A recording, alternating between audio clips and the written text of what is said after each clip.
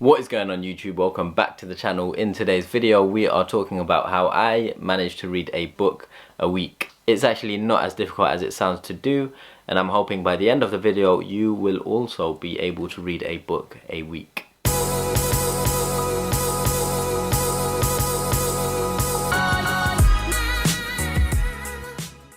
I never really grew up reading a lot of books. To be fair, I can't remember reading at all growing up unless it was for school or if it was for a piece of homework. You know, reading has always been one of them things that you always put off, or it's always, to me, looked like and felt like a chore. So it would be something that I would do before going to do something more fun, or something I would do because it was school or work related in that sense.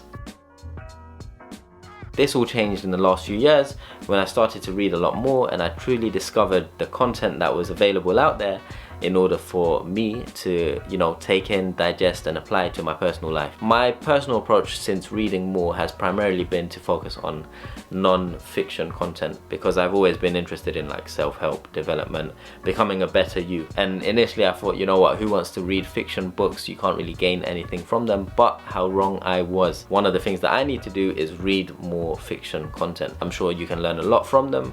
You can get lost in them more than you can in a non-fiction book. So if you've got any fiction book recommendations, leave them in the comments below and I will endeavor to get through some of them. The truth is, reading a book a week isn't actually that hard. I mean, we spend more time on social media than we do anything else. Last year, the average internet user spent 144 minutes a day, so that's just over 2.5 hours every single day on social media. That's roughly 144 minutes times 7 days. That's close to 17 hours every single week on social media. And so if we're spending 17 hours a day or 17 hours a week on social media, and we all want to read more books but we make an excuse that we don't have enough time, we're kind of lying to ourselves. The numbers just don't add up. That's more than 2.5 hours every single day on social media, whether that's Snapchat, Facebook, Instagram, TikTok, whatever you're on, Twitter. And so over the span of a week, that's close to 17 hours every single week on social media. And so many of us always say we wish we could read more. We currently only read less than 1 book a year. We wish we could do more.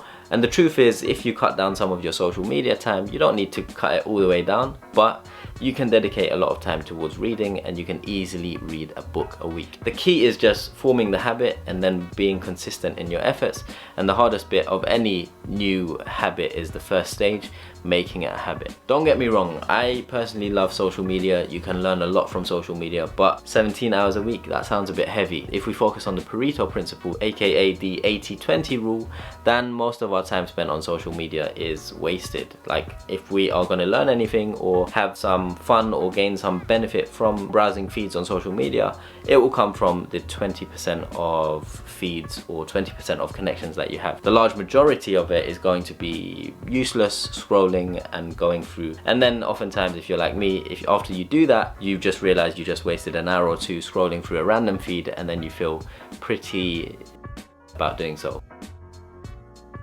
I'm not saying cancel social media completely. I'm saying take some of that time and reallocate it towards reading. Or if you know you are spending time in ways that you think is not as beneficial or useful throughout the week, take that time and dedicate it towards reading, because there is so much benefit you can get from reading in all areas of your life. Like, the key, like the most important thing about reading for me personally is the author of every single book has dedicated hours and hours, days, even years on creating this book. And usually if it's a high quality book, you've got that content in the palm of your hands, right?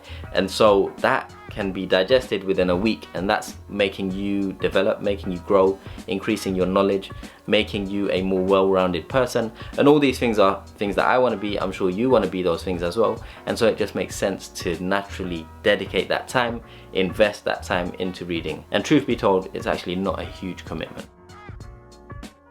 Okay, so how exactly do I read a book a week? Personally, I'm a slow reader. The average book is about 250 pages to 300 pages, and that will take me around 12 hours to get through. And so 12 hours spread out throughout the week, so over 7 days, it's about 1 hour and 40 minutes a day. So let's say 50 minutes in the morning, 50 minutes in the evening.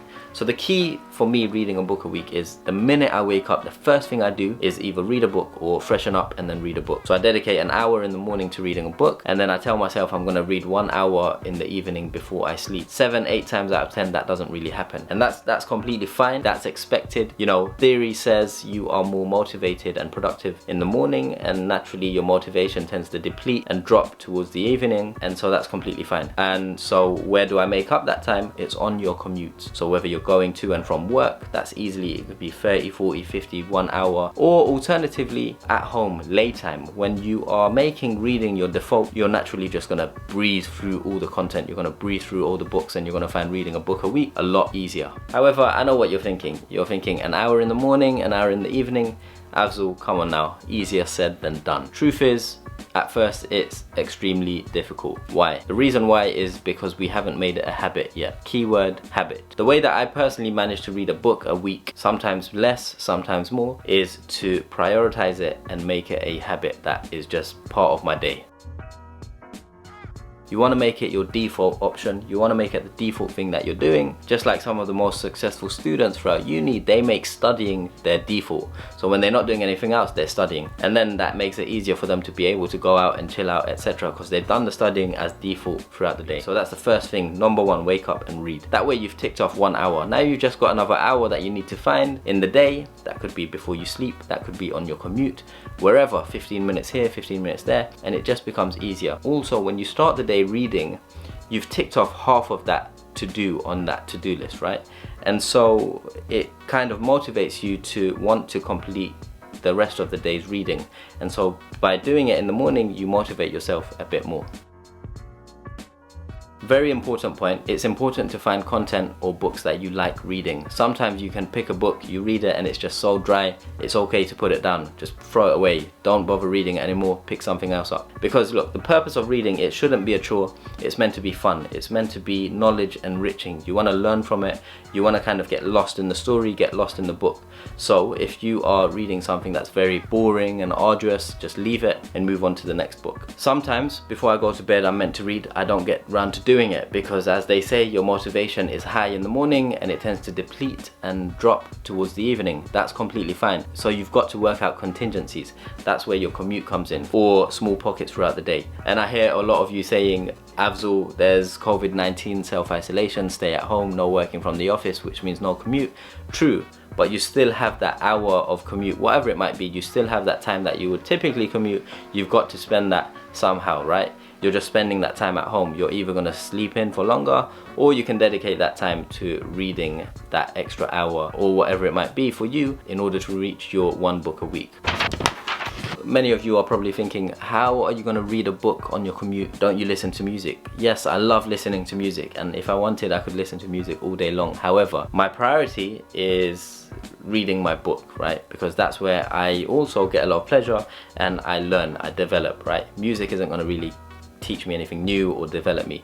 But once I've done my reading for the day, I'll spend the rest of the day or the rest of the day's commutes listening to music. That's completely fine. Listening to a podcast, whatever it might be. But priority number 1 is reading, and that naturally comes when you make it a habit once again. So making it a habit is honestly key to this whole thing falling into place. Honestly, the key to reading a book a week is simple. It's making it a habit. Consistent effort over a prolonged period of time. However, I do have to warn you, once you make reading a book a week a habit, it's going to be dangerous because you are going to be addicted to reading.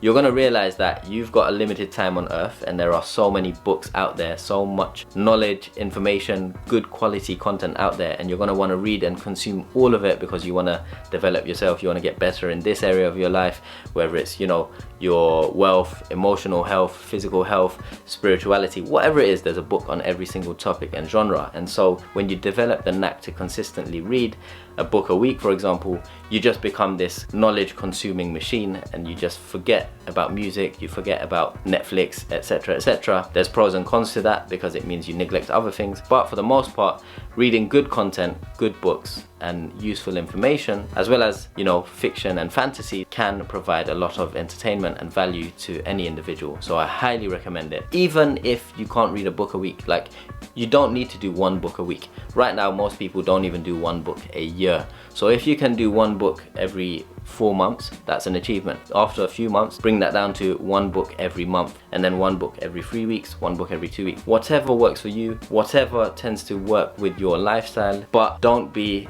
an individual who doesn't read at all, because reading is very powerful. Knowledge is power, and power allows you to kind of reach different levels in life. And so there's only benefits to come from reading good content. If you want a video on why I read a book a week and the lessons that I've learned from reading a book a week, give this video a thumbs up and let me know in the comments below. If you enjoyed this video, please leave a like, comment, share and subscribe. Turn on post notifications so you never miss an upload, and leave any questions that you've got for me in the comment section down below. If you aren't already, make sure you follow me on Instagram at Afzal_Hussein, and I will see you in the next video.